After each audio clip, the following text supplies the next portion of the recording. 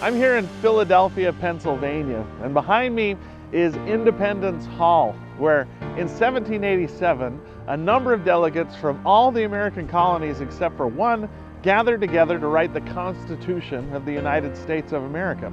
Now, Latter-day Saints have a lot of strong feelings towards the Constitution.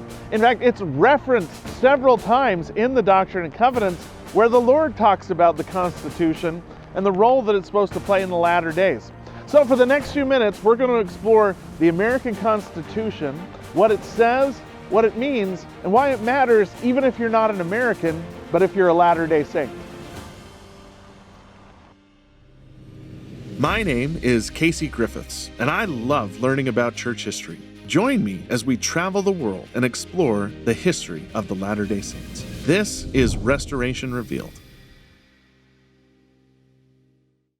Not far away from Independence Hall stands the Philadelphia Temple, built by the Church of Jesus Christ of Latter-day Saints and dedicated in 2016. And it's maybe appropriate while we're visiting here to reflect on several statements that Joseph Smith made about the Constitution. Joseph Smith loved the Constitution.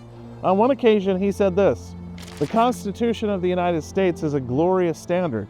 It is founded in the wisdom of God. It is a heavenly banner. It is to all those who are privileged with the sweets of liberty, like the cooling shades and refreshing waters of a great rock in a thirsty and weary land. It's like a great tree under whose branches men from every clime can be shielded from the burning rays of the sun. We say that God is true, that the Constitution of the United States is true, that the Bible is true, that the Book of Mormon is true, that the Book of Covenants is true, that Christ is true, that the ministering angels sent forth from God are true." But while Joseph Smith saw the Constitution as inspired, he also didn't believe it was perfect. On another occasion, he said, "I'm the greatest advocate of the Constitution of the United States there is on the earth. In my feeling, I'm always ready to die for the protection of the weak and oppressed in their just rights. The only fault I find with the Constitution is it is not broad enough to cover the whole ground."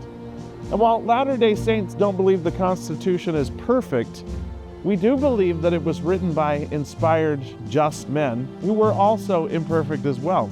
And while we might not say that the Constitution is perfect, we believe that the Constitution is a step towards building the kingdom of God on the earth. Latter-day Saints have been asked to study the principles of the United States Constitution to see how those principles can be applied in their own countries and in their own situations.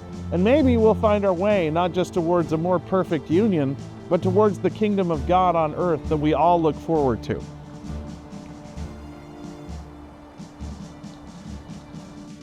Before we head over to Independence Hall, I think it's important to first spend time at the U.S. Constitution Center. It's here where we can discover some interesting facts behind the people and principles found in the U.S. Constitution. So we're here at the U.S. Constitution Center, where they've done an amazing thing. Using statues, they've recreated what it might have looked like in the summer of 1787 when the Constitution was drafted. And in this room would have been a who's who of the early American Republic. Some of the most famous founding fathers are here. For instance, right over here, James Madison, popularly known as the father of the Constitution, probably the person that wrote more and came up with more ideas than anybody else. But the presiding figure in the room, and probably the most important person, would be George Washington. George Washington, the commander of the Continental Army, one of the most respected men in the colonies, and the person who would eventually become the first president of the United States. But there's other names that you've probably heard of too, as well. For instance, Alexander Hamilton, only 30 years old, was here at the Constitutional Convention and participated in the drafting of the document as well. And then there were others like Benjamin Franklin, who was a senior statesman, 81 years old, attending the Constitutional Convention, still concerned with the rights and freedoms of his countrymen. All of them contributed to the writing of the Constitution. A lot of the language came from Gouverneur Morris, one of the tallest people to attend the Constitutional Convention. And not everybody agreed. Rhode Island didn't send delegates to the Constitutional Convention. There were several men at the Constitutional Convention that declined to sign the document. But in the end, it was ratified and passed by enough states that it became the basis for American government. And one neat thing you can do here at the Constitutional Center is they have here a representation of the Constitution itself. You can scroll through and see the original writing, and then at the end, you can actually sign your name, if you'd like to the Constitution itself. One thing to keep in mind is that the revelations in the Doctrine and Covenants were received at a time when there was still a lot of controversy over the American Constitution. The biggest controversy was whether the federal government or the state governments were supreme. So the federal government had all these protections for religion, for freedom of speech written into it, but a lot of the states didn't honor things like the Bill of Rights or protect freedom of religion. And a lot of times when the saints came into conflict with their enemies, they would appeal to the federal government but not receive the help that they needed because leaders like Martin Van Buren didn't want to overstep their boundaries, and they weren't sure if the federal government had a right to intervene. Some of these factors led Joseph Smith to decide that he needed to run for president in 1844 as a way of making sure that the rights of the Constitution were properly enforced. It was here inside Independence Hall, in fact in this very room, in the summer of 1787, that the founders of the country drafted the Constitution. From July to September, they met in here, delegates from every colony except for one, and debated back and forth exactly what the principles of the Constitution would be. And what they laid here became the foundation for the environment that the church could be restored in. In fact, the Doctrine and Covenants and the revelations of Joseph Smith involved themselves in the Constitution, starting in section 58, where there's just a reference to obey the laws of the land, but more specifically in section 98, when the saints started to run into persecutions linked to their religion. For instance, section 98, verses 5 through 7 reads, "And that law of the land, which is constitutional, supporting that principle of freedom and maintaining rights and privileges, belongs to all mankind, and is justifiable before me. Therefore I, the Lord, justify you and your brethren of my church in befriending that law which is the constitutional law of the land. And as pertaining to the law of man, whatsoever is more or less than this cometh of evil." Now, a few months later, the saints had lost their property in Jackson County and were struggling to contact the federal government to see if there was some way that they could get their property back. In the midst of this, the Lord said even more specific things about how the saints should approach legally and peacefully finding a way to get their land back. In section 101, the Lord told the saints, "It is my will that the saints should continue to importune for redress, according to the laws and constitution of the people, which I, God, have suffered to be maintained for the rights and protection of all flesh, according to just and holy principles, that every man may act in doctrine and principle pertaining to futurity, according to the moral agency which I have given unto him, and that every man may be accountable for his own sins in the day of judgment. Therefore it is not right that any man should be in bondage one to another.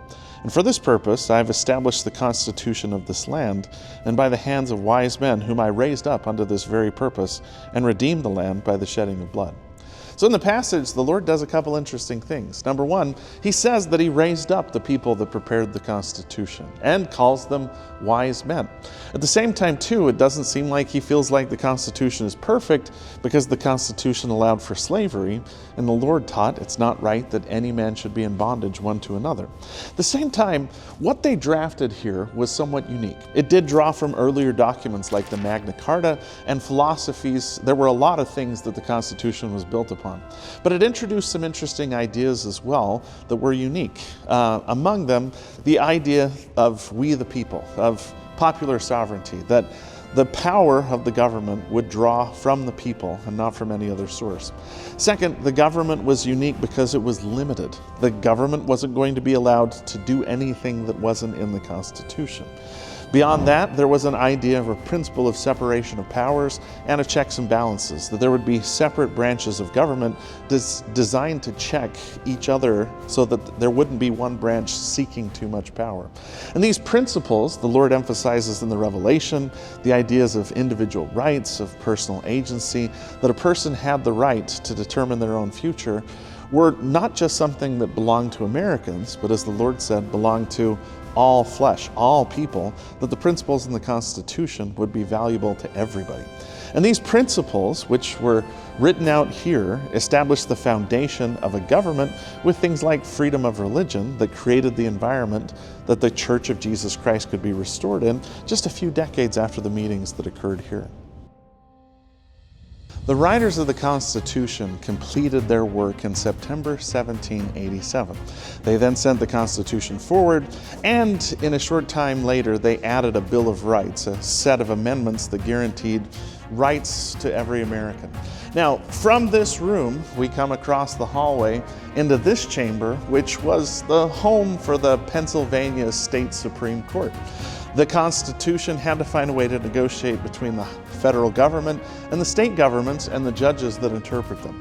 And it's not surprising that a judge would feel a deep association for the Constitution and its importance. In fact, a former state Supreme Court judge now serves in the first presidency of the church. Dallin H. Oaks spoke about the need for the Constitution and its wide applicability to all people in a general conference address where he said, "The United States Constitution is unique because God revealed that He established it for the rights and protection of all flesh. That is why this Constitution is of special concern for the Church of Jesus Christ of Latter-day Saints throughout the world. Whether or how its principles should be applied in other nations of the world is for them to decide." We're going to leave Independence Hall now and go and meet with a judge to talk a little bit about the principles of the Constitution, how they apply to people all over the world, and what decisions they can make to uphold these principles so that greater freedom can be allowed to all people. On my flight back to Utah, I was able to connect with Judge Thomas Griffith. He agreed to meet me at Brigham Young University for an interview about the importance of the Constitution of the United States and the unique role Latter-day Saints play in preserving freedom around the world. We are so privileged to have with us Judge Thomas Griffith, who was a judge on the United States Court of Appeals for the D.C. Circuit. That's right. And Judge, you're retired now. Retired from being a judge. I'm not retired. I do a lot of teaching. I'm at a law firm. I do a lot of different things, but I'm no longer a judge on the D.C. Circuit. Okay. And as to be expected, you're an expert on American constitutional law. We've already visited the Constitution Center and Independence Hall and a lot of places associated with it. But maybe the first question to ask is, there are a lot of Latter-day Saints, and there are more outside the United States than there are inside the United States right now. And yet you'll see things like Dallin H. Oaks giving a talk at General Conference where he says, I want to talk about the American Constitution. Why does the Constitution matter to everyone, regardless of whether you're an American or whether you live in a different country? It's a great question. It's an important question because as I understand it, what the Lord is saying when He says He inspired people to create the U.S. Constitution is He inspired them to create a form of government based on some fundamental ideas about humans are and what they should be allowed to do. Mm-hmm. Because every individual is a person of dignity whose dignity ought to be respected. There are certain things, as we organize ourselves as governments, there are certain things that governments may not do that infringe upon that human dignity. So I think that's another principle that we get from the Constitution.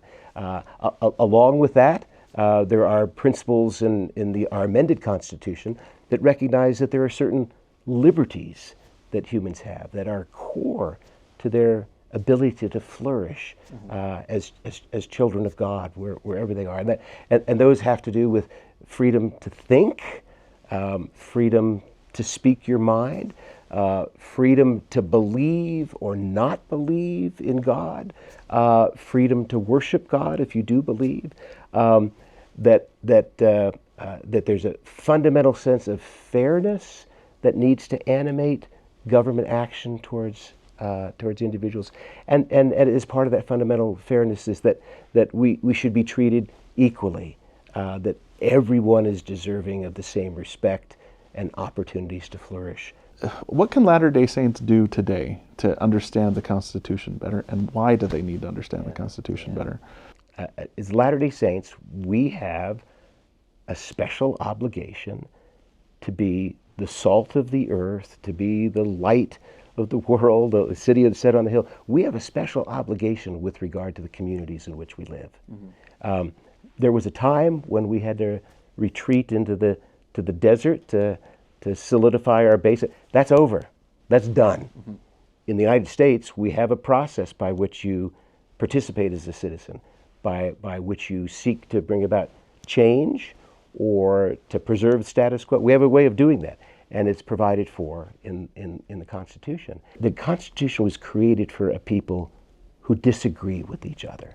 It was not created for a group of people who are like-minded in all ways. You don't need much of a government for something like that if everyone agrees. But our system anticipates, indeed encourages, disagreement. The best explanation I've ever come across for what the Constitution does, what it requires, and what that for means we need to do to support and defend it, comes from President Oaks in that masterful Easter Sunday talk about General Conference, where he laid out these great principles that are divinely inspired principles in the Constitution. But at the heart of it all, he says, on contested issues, we should seek to moderate and to unify. Social science data shows us that, and I won't get the number exactly right, but it's something like that. Like 72% of Democrats think Republicans are evil, and vice versa.